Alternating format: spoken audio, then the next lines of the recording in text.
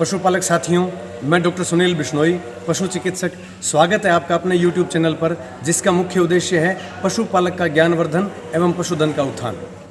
पशुपालक साथियों, बदलते वक्त के साथ चुनौतियां हर क्षेत्र में आती है और पशुपालन का क्षेत्र भी इन चुनौतियों से वंचित नहीं है।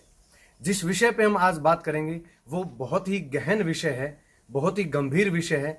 इसीलिए मैं आप सभी से अनुरोध करता हूं कि इस वीडियो को अंत तक देखें और इस समस्या को गहराई से समझने की कोशिश करें। इस वीडियो के बाद कुछ पशुपालक जो इन सज्जन से इत्तेफाक रखते हैं, उनके कुछ कमेंट्स भी आएंगे, लेकिन मेरा अनुरोध है कि कमेंट करने से पहले आप 2 सवाल जरूर पूछें। पहला, क्या पेशाब में खून गर्मी की वजह से आता है? दूसरा, क्या बेलगिरी का 50 ग्राम पाउडर देने से पेशाब में आने वाला खून बंद हो जाएगा? इन दोनों सवालों के जवाब के साथ ये कमेंट बॉक्स में आप कमेंट कीजिए। सोशल मीडिया प्लेटफॉर्म यानी यूट्यूब, फेसबुक, इंस्टाग्राम, ट्विटर या कोई अन्य प्लेटफॉर्म, ये प्लेटफॉर्म पशुपालक के लिए कितने घातक सिद्ध हो सकते हैं। जैसे एक आदमी या एक ऑर्गेनाइजेशन जो कहीं दूर बैठी है और पशुपालक उससे जुड़ा हुआ है इन सोशल मीडिया प्लेटफॉर्म के माध्यम से, उसको ये भी नहीं पता कि उस प्लेटफॉर्म पे बोलने वाले व्यक्ति की प्रामाणिकता क्या है। ऐसी स्थिति के अंदर वो उसके द्वारा कही गई सभी बातों को सच मानता है और उन बातों को अपने घर पे देख के और अपने पशुओं पर सीधा इम्प्लीमेंट कर देता है। और ऐसी स्थिति के अंदर उसको जो खामियाजा भुगतना पड़ता है वो बहुत चिंता का विषय है। कि एक पशुपालक आया, उसकी गाय के अंदर पेशाब में खून आ रहा था और वो बोला जी मैंने 3 दिन बेलगिरी दे दी, ठीक है, और मैंने ये YouTube चैनल देखा है। उसके बाद में मुझे पता चला कि इस तरह के जो YouTube चैनल्स हैं वो पशुपालक को अप्रत्यक्ष रूप से फ़ायदा पता नहीं पहुंचाते हैं नहीं, लेकिन नुकसान ज़रूर पहुंचाते हैं। जैसा आप सभी जानते हैं, गर्मी का मौसम चल रहा है। सभी को पता है कि गर्मी के अंदर पशुओं का बुरा हाल है, पशु बेचैन है, उसकी वजह से दूध में कमी है और पशुओं में कई तरह की बीमारियां भी आती हैं। लेकिन कुछ लोग इसी चीज़ को प्रकृति के साथ जोड़कर और कुछ ऐसी भ्रामक बातें पशुपालकों के सामने रखते हैं जिससे पशुपालक को फ़ायदा तो होना दूर और पशुपालक का नुकसान पक्का हो जाता है। गर्मी की वजह से हमारे पशु बेचैन है। कई जगह तो पशुओं के पेशाब में खून आने लगे। पशु चिकित्सा विज्ञान से जुड़े जितने भी हमारे पशु चिकित्सक हैं, जितने भी वैज्ञानिक हैं या जितने भी हमारे सबऑर्डिनेट स्टाफ है, उन सबको पता है कि पशुओं के अंदर पेशाब में खून आना, विशेष तौर पे जो HF गायें हैं या जर्सी गायें हैं या जो क्रॉसब्रेड गायें हैं, उनके अंदर ये आम बात है। और इसके पीछे कारण गर्मी नहीं है, इसके पीछे कारण है इनके अंदर चिचड़ों की वजह से होने वाला बबेशिया या थाइलेरिया बीमारी, जिसका इलाज एक स्पेसिफिक ड्रग्स हैं। जैसे मैं बबेशिया की बात करूंगा तो डाईअमीनाजीन एसीट्यूरेट है, और अगर मैं थाइलेरिया की बात करूंगा तो बुपारवाकोन है, जो पेशाब में खून आने की बीमारी है। इस बीमारी के अंदर बेलगिरी का पेड़ पूरे भारतवर्ष में मिलता है और वो भी फ्री ऑफ कॉस्ट। और उस पाउडर को 50 ग्राम की मात्रा में रोज आप अपने पशुओं को खिलाना शुरू कर दीजिए। कितनी भी ज़बरदस्त गर्मी पड़े, चाहे टेम्परेचर 50 से 55 चला जाए, इन सज्जन के हिसाब से अगर आपने बेलगिरी दे दी और 2-3 दिन आप देते रहे तो पशु के अंदर हीमोग्लोबिन का लेवल नीचे आ जाएगा और पशु में हीमोग्लोबिन के गिरते लेवल की वजह से आपका पशु एनीमिया, मतलब शरीर में खून की कमी से, और खून जो है वो शरीर में ऑक्सीजन को कैरी करता है, तो मतलब ऑक्सीजन की कमी से मर जाएगा। ठीक उसी तरह जिस तरह अगर किसी सड़क दुर्घटना में किसी व्यक्ति का अगर एक्सीडेंट हो जाए और उसका खून बहने लगे और अगर हम उसका इलाज ना करवाएं तो उस व्यक्ति की मौत ज़्यादा खून बहने की वजह से हो जाती है। ठीक इसी तरह जो पेशाब में खून आने की बीमारी है, जो थाइलेरिया है या बबेसियोसिस है, इसके अंदर पशु की मृत्यु शरीर में खून की कमी की वजह से हो जाती है। इसलिए पशुपालक साथियों, इन चीज़ों से आगाह रहें।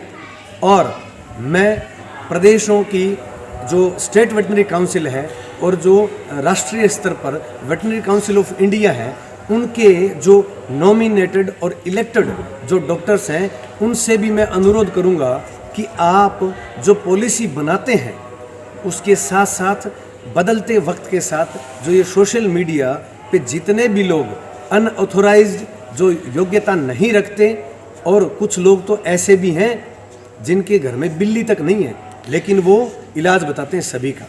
तो किसी भी तरह की कोई भी बीमारी हो उसका इलाज आप अपने घर बैठे कर सकते हैं, वो भी फ्री ऑफ कॉस्ट। तो ऐसे यूट्यूबर्स के आप लिंक में या कमेंट में उनकी योग्यता के बारे में ज़रूर पूछिए, ताकि आपको पता चले कि आप तक आने वाली इन्फॉर्मेशन या जानकारी सत्य है या नहीं।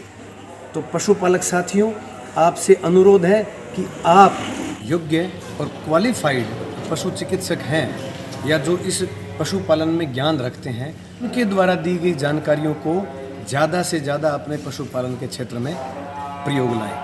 और कुछ ऐसी हमारी ऑर्गेनाइजेशन है जैसे CIRB है, केंद्रीय भैंस अनुसंधान केंद्र, यूनिवर्सिटीज़ हैं, NDRI है, IVRI है, ऐसे अच्छे संस्थान हैं जिनके खुद के YouTube चैनल्स हैं। तो पशुपालक साथियों, आप वैज्ञानिक जानकारी से जुड़िए और ऐसे संस्थानों द्वारा दी गई जानकारियों पर यकीन करिए और उन जानकारियों को अपने पशुपालन के अंदर लागू कीजिए, ताकि आपको निश्चित तौर पे फ़ायदा होगा। नहीं तो आपको पता ही नहीं चलेगा कि ये दूर बैठे आदमी कब फ़ोन के माध्यम से आपके घर में घुस के आपके पशुपालन में जाके आपके पशु की मौत का कारण बन जाएंगे। इन सज्जन से अनुरोध है कि आप व्यापार कीजिए, व्यापार का सभी नागरिकों को हक है, वो कर सकते हैं, लेकिन कम से कम आप अपनी जानकारियों को वैज्ञानिक प्रमाणिकता के साथ जरूर रखें। पशुपालक साथियों, अगर मैं हरियाणा प्रदेश की बात करूं तो हरियाणा प्रदेश में आज के समय में कुल 6,848 गांव हैं। पशुपालन विभाग हमारी जो राजकीय पशु औषधालय है या पशु चिकित्सालय है या जो हमारे सीमन बैंक है या हमारे जो सीमन स्टेशंस हैं या हमारी पॉलीक्लिनिक्स है या हमारी डिजीज डायग्नोस्टिक लैब्स हैं, ये कुल मिलाकर 2,884 हैं। मतलब 6,848 गांव और 2,884 संस्थाएं, मतलब लगभग 2.37, मतलब हर 2.5 गांव पे हमारी एक संस्थाएं हैं जहां एक योग्य, एक क्वालिफाइड जो हमारा विभाग का अधिकारी या कर्मचारी है वो मौजूद है। इसलिए जिन्होंने ये जानकारी दी है उन सज्जन से भी अनुरोध है कि आप भी अपने एरिया के नज़दीक जो पशु चिकित्सक हैं या जो विश्वविद्यालय के जो प्रोफेसर या संस्थान हैं, वहाँ इस तरह की बातों के साथ थोड़ी प्रामाणिकता के साथ आप भी आगे आएँ। अगर आप पशुपालकों के लिए काम करना चाहते हैं तो पशुपालन विभाग भी पशुपालकों के लिए काम करना चाहता है। पशुपालक साथियों, आपने देखा है कि कोरोना काल के बाद शिक्षा भी ऑनलाइन पद्धति से शुरू हो चुकी है। इसीलिए जो स्मार्टफोन है वो जिन घरों में या जिन पशुपालकों के पास नहीं थे, उन्होंने अपने बच्चों के अध्ययन के लिए उनको अपने घर तक लेके आए। स्मार्टफोन आया तो साथ में मोबाइल का डाटा भी आया, जो कि विगत वर्षों की तुलना में अब सस्ता भी है। जब ये दोनों चीजें आ गई, अब ये खेल शुरू होता है। स्मार्टफोन आपके पास है, डाटा आपके पास है, तब ऐसे लोग दूर कहीं प्लेटफॉर्म पे बैठ के आपके मोबाइल के माध्यम से घुस के आपके घर तक पहुंचते हैं और फिर आपके पशुपालन तक पहुंचते हैं, और फिर ये चुनौतियां हमारे लिए गंभीर हो जाती है। कोरोना काल से पहले इस तरह की समस्याएं नहीं थी, लेकिन अब दिन में एक आधा पशुपालक या तो अस्पताल में आता है या फिर वो टेलीफोन के माध्यम से या व्हाट्सएप के माध्यम से इस तरह की वीडियोस भेज के और पूछना चाहता है कि मैंने ऐसा कर लिया, इस बीमारी में मैंने ऐसा कर लिया, अब मुझे उसका रिजल्ट नहीं मिल रहा, ये ठीक है या नहीं। तो ऐसी स्थिति के अंदर मैं आप सबसे यही अनुरोध करता हूं कि मोबाइल फोन आपके पास है, डाटा आपके पास है, ऐसे वीडियो बनाने वाले अपना मोबाइल नंबर भी देते हैं और ऑनलाइन डिलीवरी का ऑप्शन भी रखते हैं। तो पशुपालक घर बैठा बैठा सीधा ऑनलाइन डिलीवरी से बिना पशु चिकित्सक की सलाह के इस तरह के प्रोडक्ट्स लेता है, जिससे उसको फायदा कम और नुकसान ज्यादा हो जाते हैं। कई बार प्राकृतिक और ऑर्गेनिक का नाम देकर इन चीजों को और तूल दिया जाता है, जबकि ये चीजें नई नहीं है। अगर आपको याद हो तो बहुत सारी ऐसी कंपनियां प्राकृतिक और आयुर्वेद पे काम करती हैं, जैसे हिमालय है, जैसे डाबर आयुर्वेद है, जैसे नेचुरल रेमेडीज है, केटल रेमेडीज है, इंडियन हर्ब्स हैं। ये कुछ ऐसी कंपनियां हैं जो देश विदेशों में विख्यात है अपने आयुर्वेदिक प्रोडक्टों के लिए।